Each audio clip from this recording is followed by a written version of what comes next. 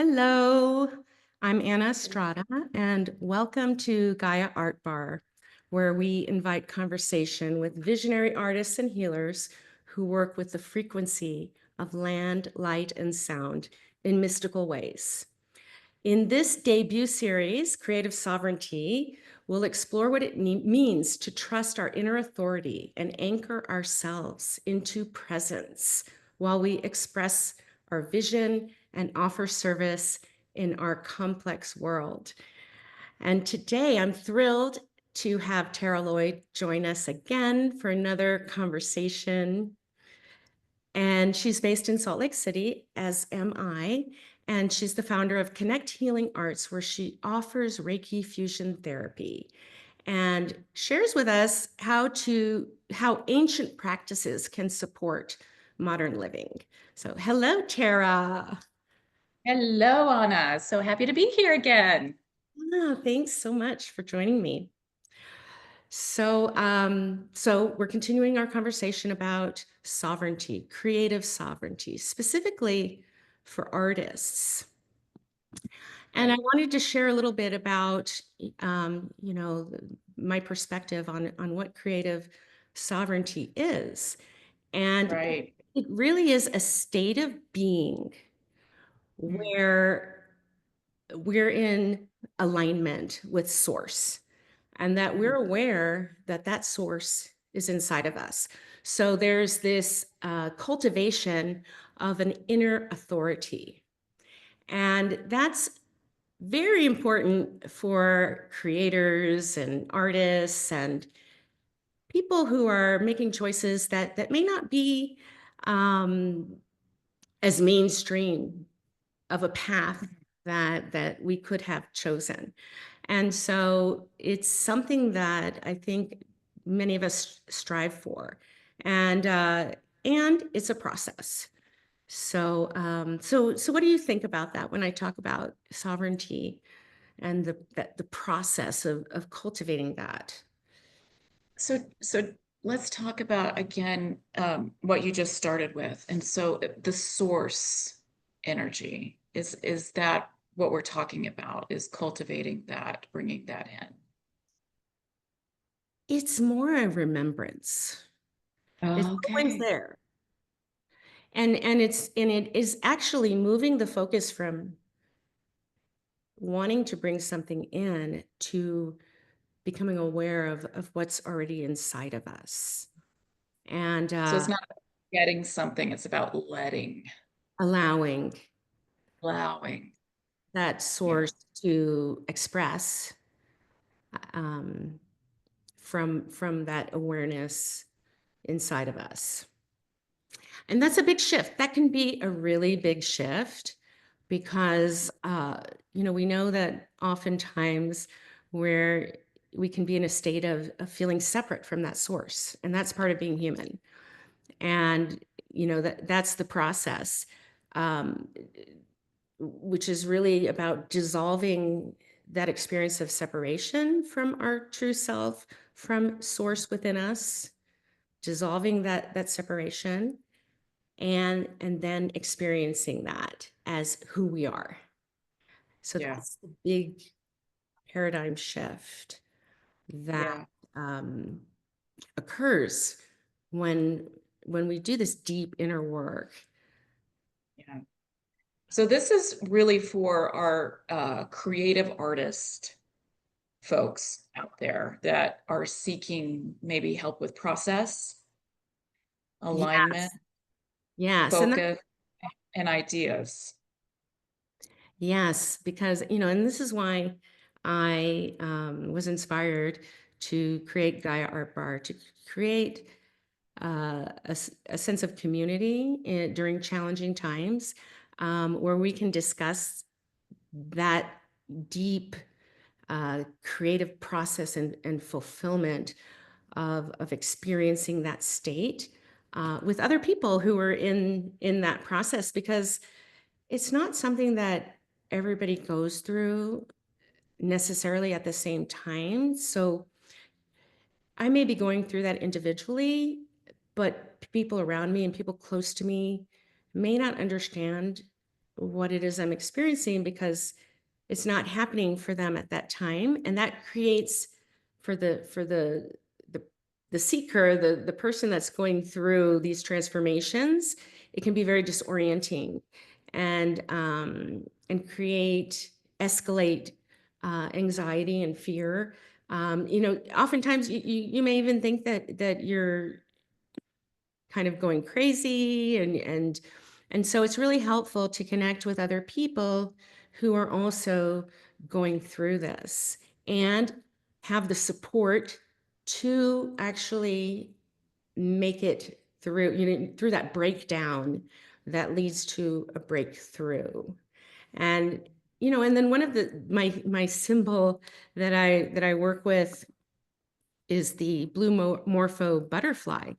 And we know the process of a metamorphosis that the caterpillar goes through, where the caterpillar is in the cocoon, in this very protected space, while this transformation is taking place, and where the caterpillar's body is actually dissolving and transforming. And we know that you cannot break open the cocoon and escape the cocoon in the middle of the process, because you'll just, be a mush, So there's the protection of the cocoon, but there's also, it's important for a human going through this to have patience and to trust the process, so that you can actually ultimately transform into this new state of awareness. So that's the metaphor. And the blue morpho is very well known in the jungle in South America, where many of there's such a powerful tradition of shamanism, and several different types of containers that hold space for people going through these very deep transformations. And so the blue morpho is symbolic of that deep shamanic work. I love where we're going with this. Shamanic work. And you had some experience with that, right? Yes, I did. I did spend some time in the Amazon when I was in grad school, and I did a process called dieta, and it was it it was part of my research, because I was studying with the women shaman that lived in this area called Pucallpa, the Shipibo shaman, and they make beautiful textiles with very interesting designs that come from visions that people have in ceremony.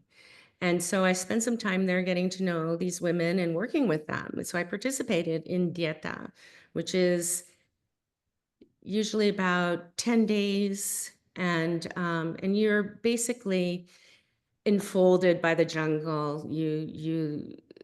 I went to, it was a sanctuary in the jungle, um, where we were we were very much off the grid. So we weren't allowed to have any kind of communication, any kind of devices.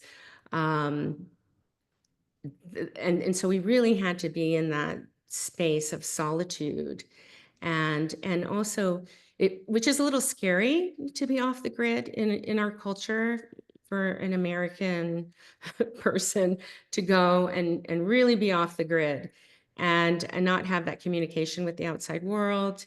And it was challenging. It took me some time to get there and do this.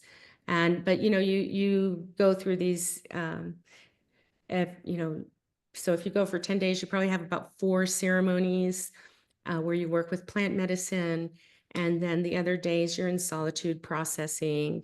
And it's a very special diet. You're also not able to use any kind of chemicals, like shampoo or toothpaste or things like that. You just have like the river, and you can bathe in the river and drink a lot of water, and so you're kind of detoxing, purifying your system emotionally, mentally, and physically. So it was an amazing opportunity for me. And so I embraced it, and it was part of my research, and it became a film and a installation at the museum where I worked. And so it was really an amazing experience. And I Do learned you a lot. feel like, yeah, was it life-changing for you? Did it help you tune into a different kind of way to navigate your space and your creativity? Great question. Thank you. What really one of the things that happened that was surprising is that, I was an academic. So all Yeah. my research was coming from books and like kind of like a lineage of research in art history. So, everything you say has to be backed up by references and other researchers, and which is important. It's valid. But in this particular situation, I really started tapping into my own knowledge, my own information, tapping into my own source.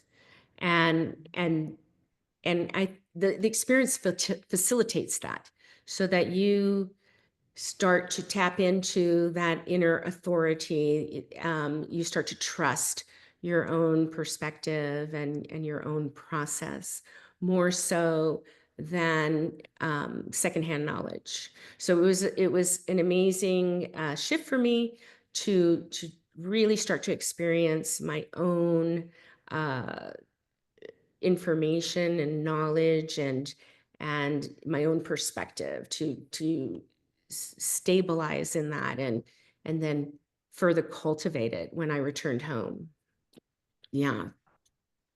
So Anna and we experienced a very similar um, shaman, female healing ceremony. I did the 10 days as well, very similar to what you experienced. And so we're talking about how we went inward and with our higher self, and we were able to connect, energetically, spiritually with that. It's so beautifully. But I also connected with things outside of my realm. I felt like I was able to tune into different frequencies, and in that I met different light beings. Yes. And they were amazingly friendly and supportive and offered their guidance to me if I would accept it. And I said, yes, but I'm not really sure who you are. So I wasn't sure I could, I felt really deeply that I could trust that funnel, that connection. And I felt it in my heart space. And then when I came back, I told the shaman about it, and they're like, ETs, ETs, ETs. They didn't Wow. speak a lot of English. So that was their kind of trying to, their word for me to understand that they understood what I was saying.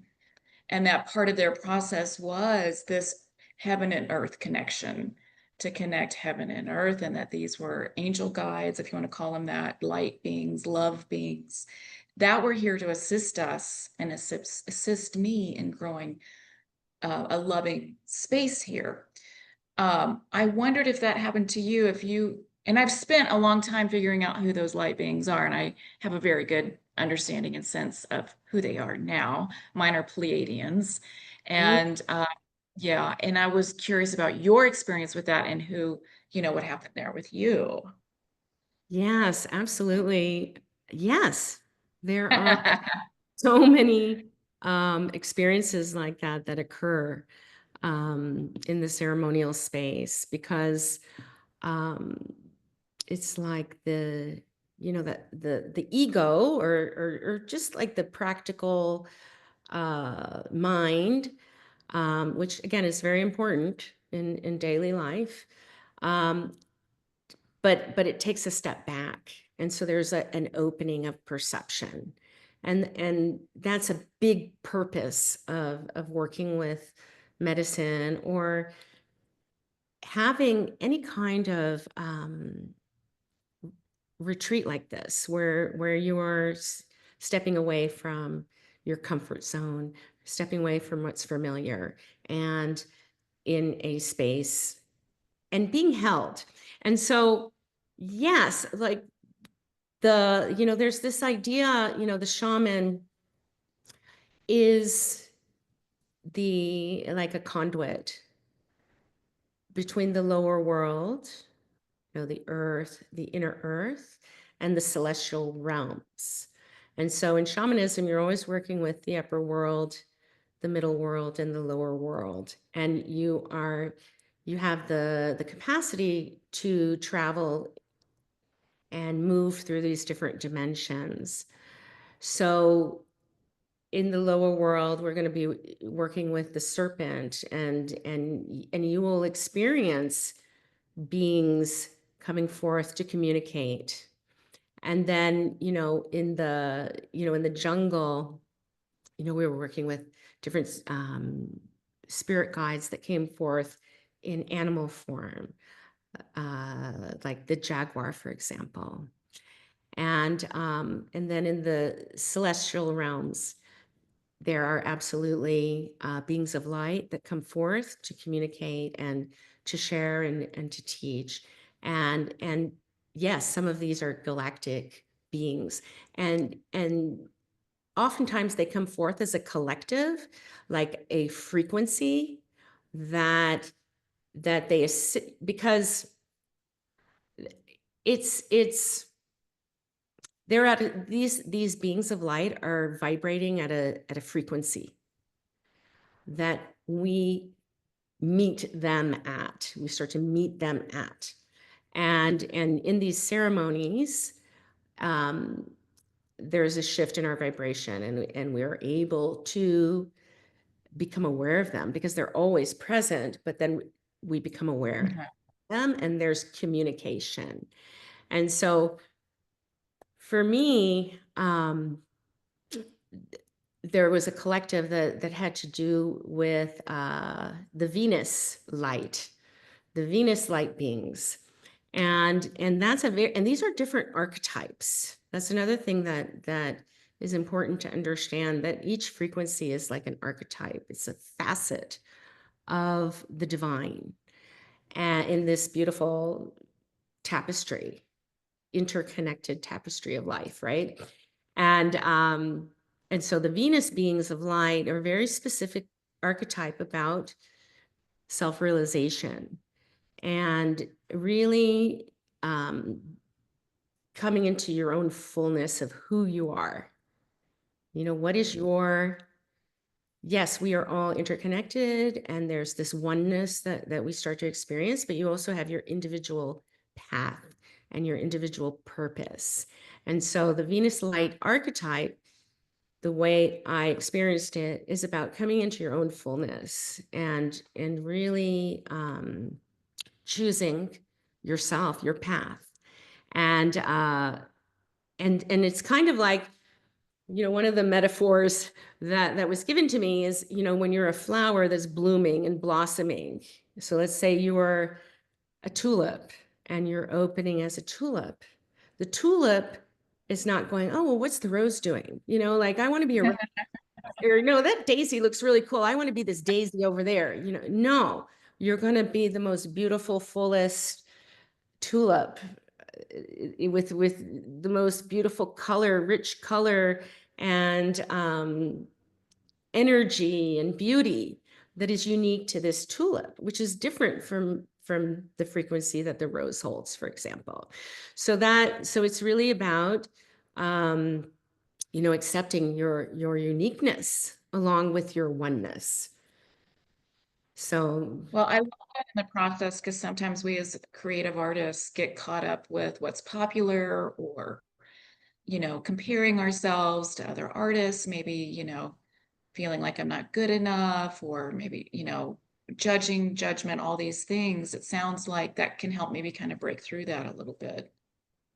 And that, I've come to realize that is so much a part of the artistic process, because there's something that I call fierce originality. And that's when the artist, the artist in particular goes through these processes because the artist is wanting to express in an original way. And when you're doing something that nobody has done before, there's a reason why nobody has done it before, because all of these obstacles may come forth: fear, self-doubt, um, you, low self-worth, all of these types of things that are usually, you Imposters. can sweep under the rug, you can avoid it.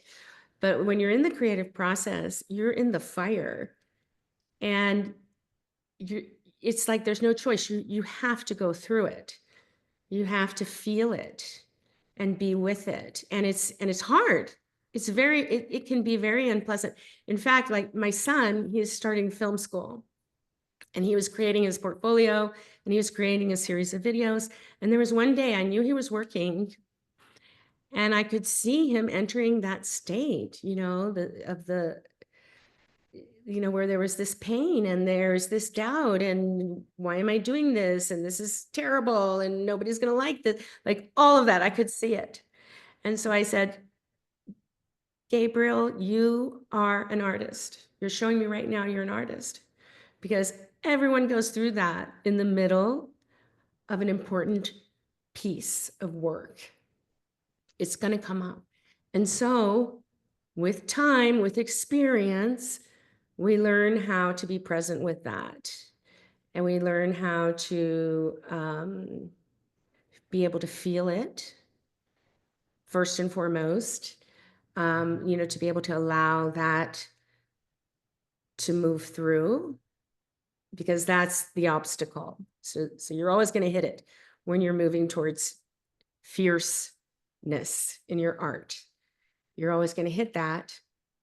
And then you learn how to stay with it and allow it. And when you've had enough experiences like this, you can also call forth, yeah, I went through this last time, and then there was this breakthrough, and I had this amazing work of art, or I had this amazing piece, or this amazing communication with my audience.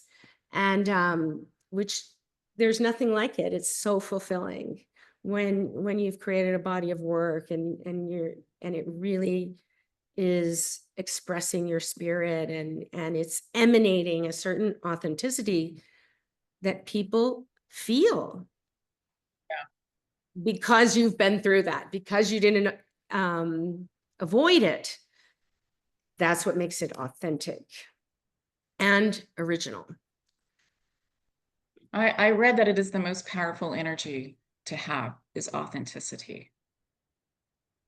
So I do think it's really important. And I want to touch base a little bit about this process and breaking through this fear, because like I used to think I had to get everything just right. Like it was all about the pregame for me. Like I had to have the perfect markers and the perfect paper and the perfect paint and the perfect this, and my house had to be just right. Had to get everything just so, and then I could sit down maybe Right. and write or paint or do collage or whatever it is that I'm doing. And the perfectionism and the fear was getting in the way, and I wasn't doing it. I was always finding something else to muddle with, or some sort of thing that process thing, and I just wasn't doing it. And something I've heard you share about is, just stopping. It doesn't have to be the perfect situation. You may be in chaos, and just stopping and taking those few minutes to just write a line, to just get started, to just do something. Do you want to share a little bit about that process? And Yeah, like the greatest feeling is being in that flow, the creative flow. Effortless.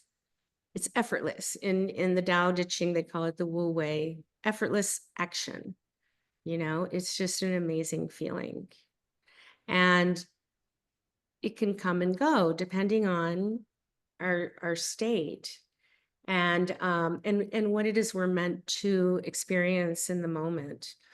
And so there's kind of like a balance between discipline Mhm. and then allowing yourself to be where you are. And I think it really goes back to trust, trusting that like not forcing, like I don't force myself to sit down and write. I'm marinating. I'm preparing. Yeah. I'm preparing to hold space. I'm preparing to be the container that where the transmission flows through. And it can't be forced. Yeah. But then, of course, in the practical daily life, there's deadlines, there's time management, there's different responsibilities. So it's something that each person is different in the way that they handle it. Um, and yeah, maybe for some people, it is creating this beautiful sacred sanctuary because that's your container. And maybe nesting and organizing is part of your preparation, so I don't think there's anything that, like, I don't see that as an obstacle. I just see it as as part of your process or anybody's process, um, where you're preparing the container to hold space for that creative, it's like this life force energy that starts to flow through you. So, you're preparing the vehicle. And that's why we do all these different processes. You don't necessarily have to go to the jungle. That is really a unique experience, and it's pretty hardcore. It's not for everybody. But they're like, I know that you work with the sound and these different tones that have different frequencies, and the body starts to match those frequencies, and then there is like a purging that occurs as you start to match that frequency. There's a purging of all that doesn't match the frequency, and so that's a very powerful way, I think, that has really evolved, in recent times. I think a lot of people are more aware of that work, but working with sound frequencies is very powerful because, again, it's beyond the mind, and it's vibration and frequency. Yeah. Because in the end, it's not about right or wrong. It's about vibration. And the mind likes to say, this is right and this is wrong, and you should do this, and that's what we have to purify. That's what we have to purge from our system. Those are the limitations. This is right, this is wrong. I should do this, I shouldn't do that. Oh, I'm embarrassed. Oh, like all the avoidance and the limitations, and like all of those kinds of patterns. They're like mental patterns that begin to dismantle when you work with frequency. Yeah. Oh, I love that. I love, for me, I come from a background of corporate America, which has been good for many things for me. And I'm very process oriented, but I'm also very disciplined. And so for me and my path, in calling in those, I have a sound healing that I do every single morning at the same time. And that's just for me. That's something that I've disciplined myself to do to start my day, that I have found through not doing it and doing it different ways, that works for me. And so I have a little bit of that process, a little bit of that discipline, where now it's just habit. So now things become habit and are easy and flowy instead of difficult. But we do have to take on these new things, and they can be hard and painful at first until we integrate them into our flow, which is always very helpful. So sometimes, what about, like, I'll have an art project and it'll be sitting there and it's talking to me, but I'm not doing it. Like, I see you there, I see you talking to me, but And you just keep walking by it, you keep walking by it. And I kind of get this feeling of like shame almost, like I'm not doing it. Does that happen for you? And how do you work Well, through that? that's the opportunity to dissolve shame, like when those feelings come up, it's an opportunity. So it's that shame. First of all, avoidance of the creative fire is very common because it's hard.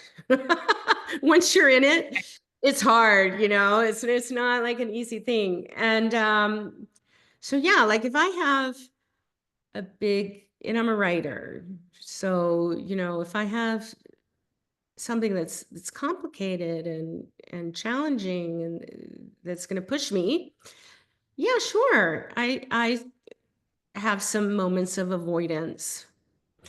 Um, and it usually has to do with self-worth, like I feel like maybe I can't do it, or it's not gonna be good enough, and so that's the opportunity to be present with that,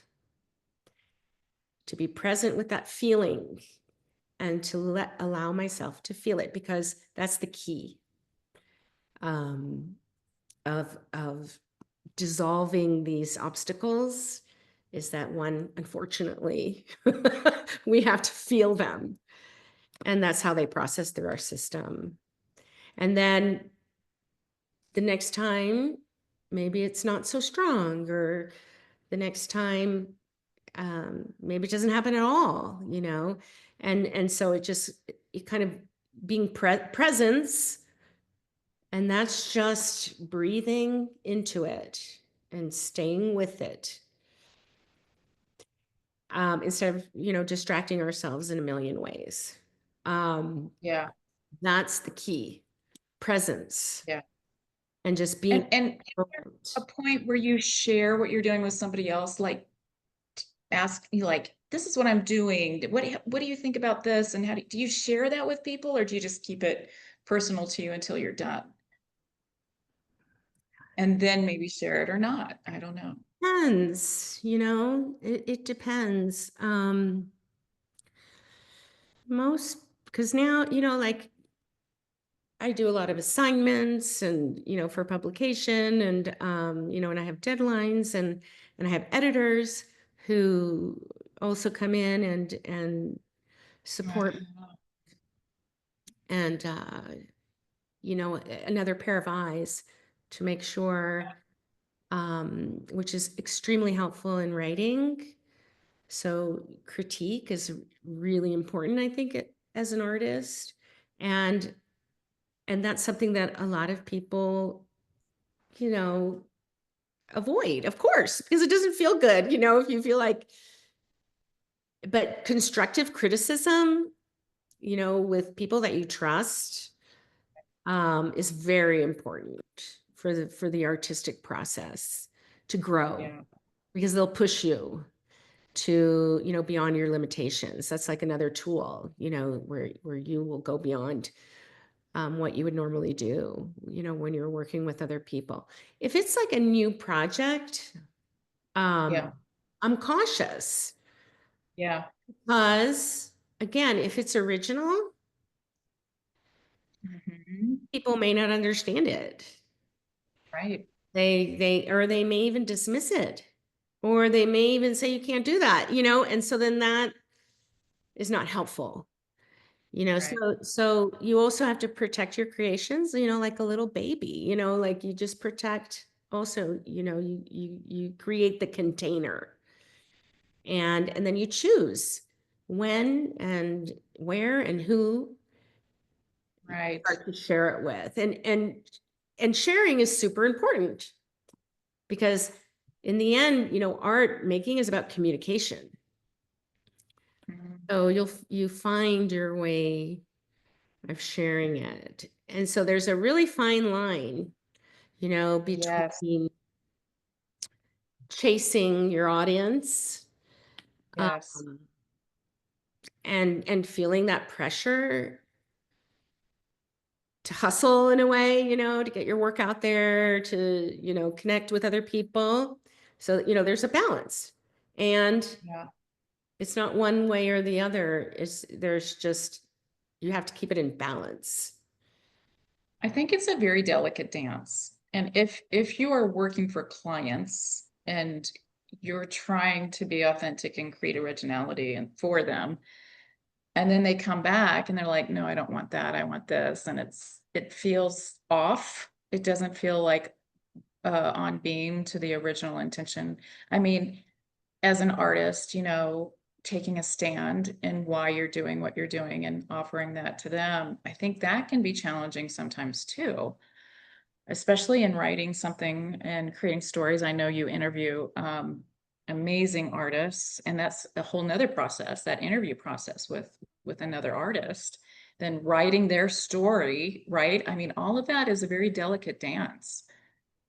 Well, when there's a client or I'm interviewing an artist, in that situation, my job is to convey what they're saying in words. So they will be expressing in images and other types of frequencies other than words. And so I'm there to express what they are communicating. So there's a detachment there in those cases. And I imagine also with, like website design, in the end, it's their thing. And Right. so, I designed, I worked with a designer on my website, and there were certain things that she suggested, like to create this container. And Yeah. and some of them worked for me and some of them didn't. And then some of the things I was saying didn't work for her. And so there's like a co-creation and Uh-huh. the collaboration. So that's where when there's a collaborative process, yes, I have my voice, but then I'm also expressing the voice of other contributors. And yeah, I think that people do struggle with that sometimes. And that's when you get, that's when there's certain power struggles and collaborations, which we see all the time, you know. And so again, it's like the difference between sovereignty and freedom. There are a lot of things that are the same or that feel the same, but sovereignty, there is that discipline, there is that container, there is the respect for other people's voices, there's responsibility. It's like a mature freedom. um and then that container creates a foundation or a structure that's stable, where freedom and expression can flow through in its pure form. So I think Right. that's what we're really wanting, um, in our freedom, is the capacity also to navigate and direct and um, manage this container that is going to hold space for these very powerful frequencies that flow through in the creative process. Yeah. And maybe talk a little bit more about fine art, because I feel like that's an area where this really plays a part in the fine art arena when you're a fine art artist. Well, there's certain skills that the artist needs, like these are your tools. And so it takes time to learn certain skills. And you may need, and there might be certain guidelines that you have to follow in order Mm, to use this different equipment, certain techniques. If you're working with paint or ink or sculpture, there are very specific techniques that the artist needs to master. And there's some tension there because many times the artist doesn't want to, follow those guidelines. And so there's like the discipline of being able to work effectively with your tools and cultivating that skill. And then, there's like a breakthrough into your unique voice and your originality. I mean, it's almost like raising a child, right? Where, at first you're creating a stable environment for this child.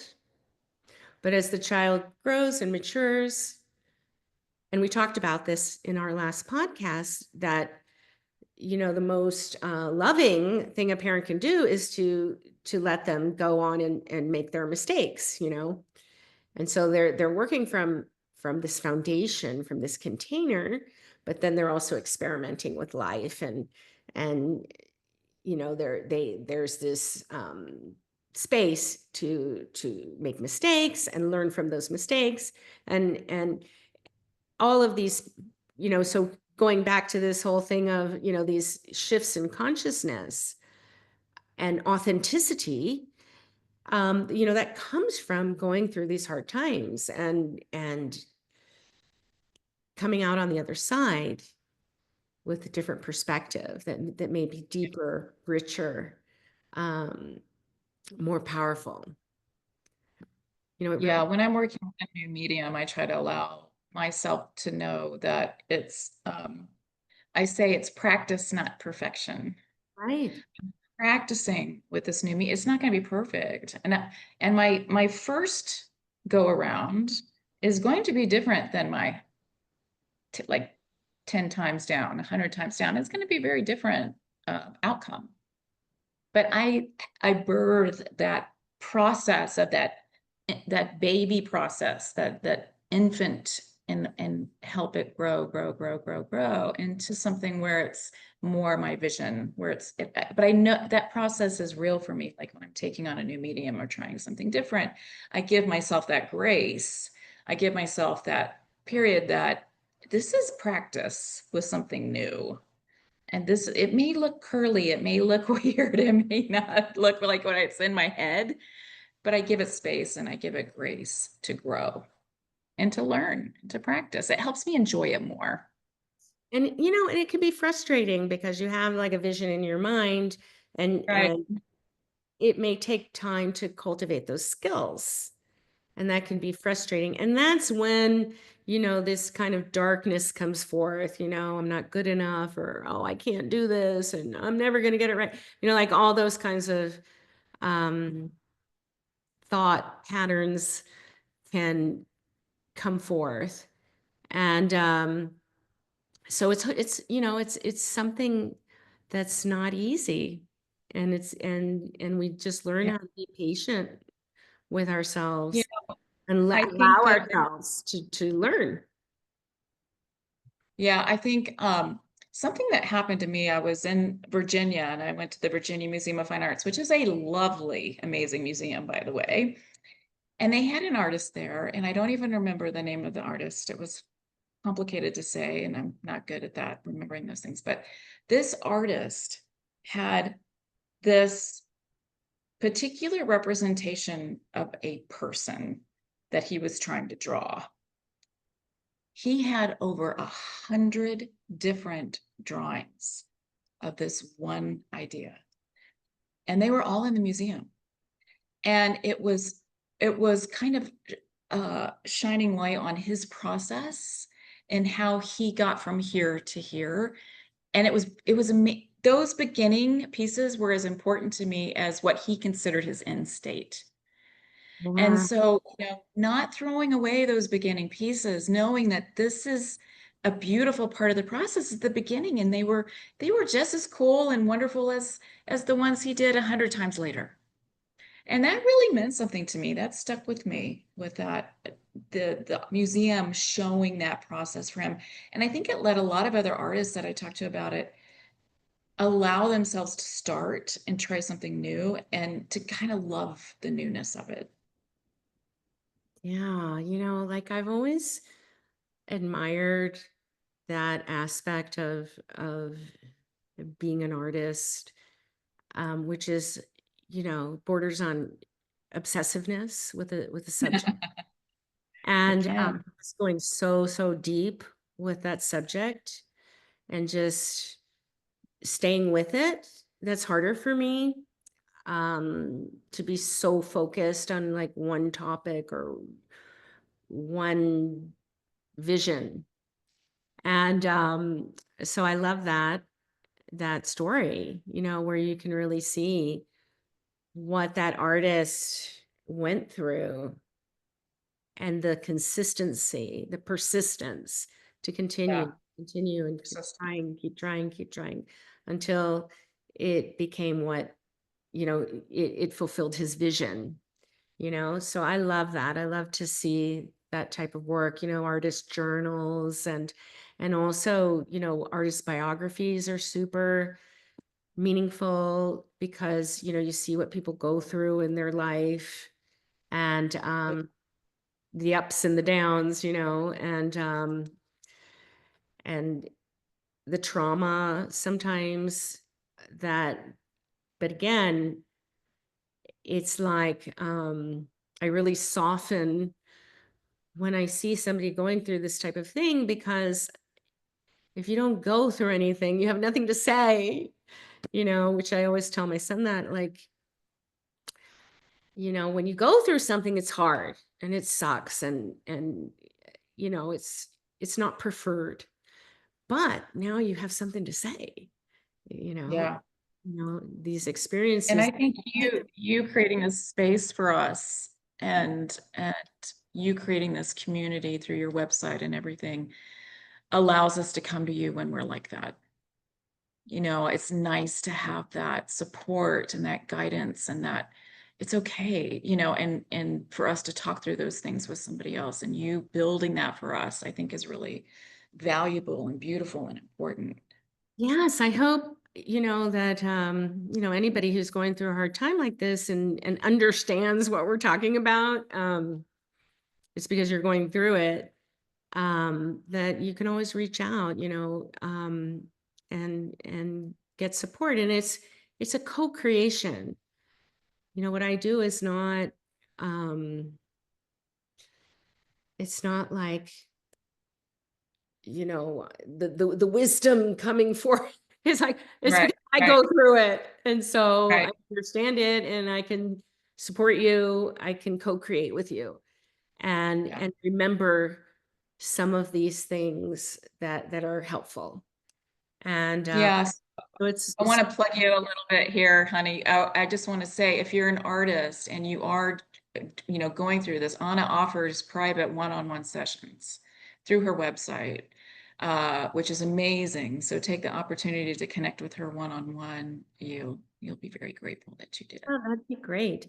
And it's all about, um, coming into that when we're feeling fragmented, because what happens is that we become fragmented when we're going through something tough. um Maybe it's unexpected, maybe, it's like having the rug pulled out from under you, and we can become disoriented and fragmented, and it's like an unraveling that occurs. So it can be helpful to connect with other people who, will know how to support you in a way that's Yeah. beneficial, that, You don't have to have all the answers. It's just sometimes I just need somebody to vent to and talk to exactly. I mean, and that's how we validate. met. Exactly. 'Cause I came to see you. I came to see Tara and have a beautiful Reiki fusion therapy with the solfeggio frequencies. And yeah, it was extremely helpful to connect with you and to be able to speak, in this language. Yeah. Um, because that's how I understand things, and So, and I'll also tell you that you can connect with Tara for a session if you'd like to do the Reiki fusion therapy, which is very powerful, and work with sound in that way. Yeah. Yeah. So Awesome. we have lots of support and tools and so we don't have to go through these things on our own. And but sometimes we have to find the the right container that is supportive and beneficial. Right, right. Yeah. Indeed. So let's see. What else would we share today about Well, creative sovereignty? Has yeah, there I been feel like times maybe in your life where you felt derailed, and how did you come back to yourself? all the time. It happens all the time. And for me, sometimes it's a physical hug from someone that helps ground me and reconnect me to. For me, it's all about that loving. It's all about the love connection and feeling safe. And sometimes it's just a hug from somebody, or sometimes it's a phone call, and sometimes it's me deliberately connecting in with my higher self and with Creator and calling in that love, and grounding.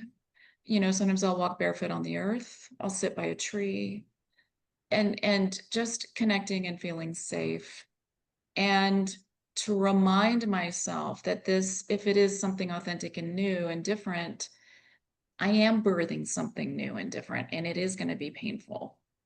Um, and that's okay. And I also kind of look at, I do pay attention if I hit a wall and I'm going left and I'm like, maybe I should go right. So I kind of stay open to signs about things, about my process, my flow, where I should go next, who I should bring in, who I should talk to. I think tuning in with my stillness, with my pure essence, that's really important part of my process. To checking back in, not second guessing myself, believing in me, believing in the guidance, the trust. Yes. That is the most powerful way, like, to move through, one of these challenging, like, feelings, when we're really vulnerable and we're having these, devastating feelings coming through, and oftentimes it can be, like a collective thing, Yeah. um, to connect with the heart. Like, Yeah. that is the most important thing, like the breath and connecting inside the inner presence. And it's amazing because, and again, it's a practice. It's like a habit that we cultivate to just go inside and go into your alignment, with that source within you.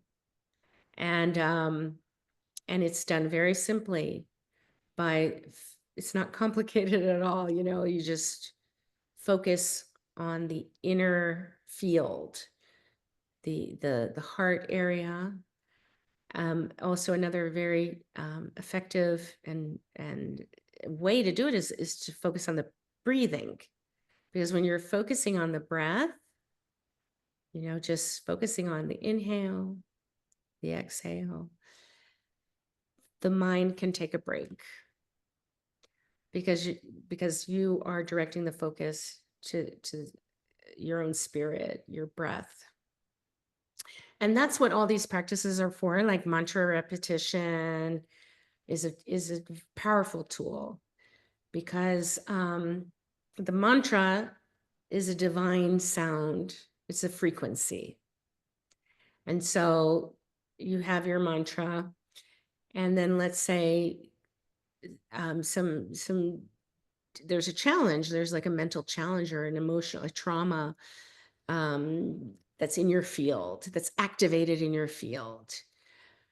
So you go, go to the heart, and then you can repeat these sacred sounds, which is a frequency. And that Yeah. frequency bathes the neural pathways of the brain. And so it's like delete and then upload, this divine frequency. And the more I do this work, the more I become aware that a lot of our thought patterns and our beliefs and our way perceptions are like programs, just the way that you have software in your computer. And sometimes you no longer need that software and you upgrade your software, or there's a virus in your software and you have to delete it. It's like that. You're removing a file that's no longer functioning, that's no longer beneficial, that's corrupted. And then you are uploading a new, like a code. That's why people talk about codes. It's like a new code. You're coding the brain, the neural pathways of the brain. And so it's really not about, which it was hard for me to understand. It took me a long time and I'm better at it, but like some of these things are not like about morality and right or wrong or good and bad, good guy, bad guy, those types of division that we experience, because the way we perceive certain things is coming from conditioning. It's a program that we inherited or that we absorbed in society or in education that is limiting us in some way. And it can be deleted, and then, you can receive a new code. So Absolutely. You're speaking my language. yeah. Yeah, maybe next time we can talk about the chakra frequency. They have certain frequencies, and there's also specific affirmations for each frequency. And a lot of people think I am is the official for all of the chakras, and it's not. And maybe we could go into that a little bit more too, because I do believe affirmations and manifesting are really important. Yeah. And maybe we could talk about that a little bit. There's so many more things we can talk about, of course, that we've come up with today, but the creative sovereignty, I believe, has been awesome discussion for us. I know I've learned a lot, and I'm sure your audience has too. So Yeah. thank you for And we can inviting. have another conversation soon. This has been Yeah. wonderful. And and also, this idea of the shamanic work and the Mm. beings of light. Mm. The Yes. thing that these beings of light are emanating are these codes that we Oh, are yes. uploading into our system. So that's the Yes.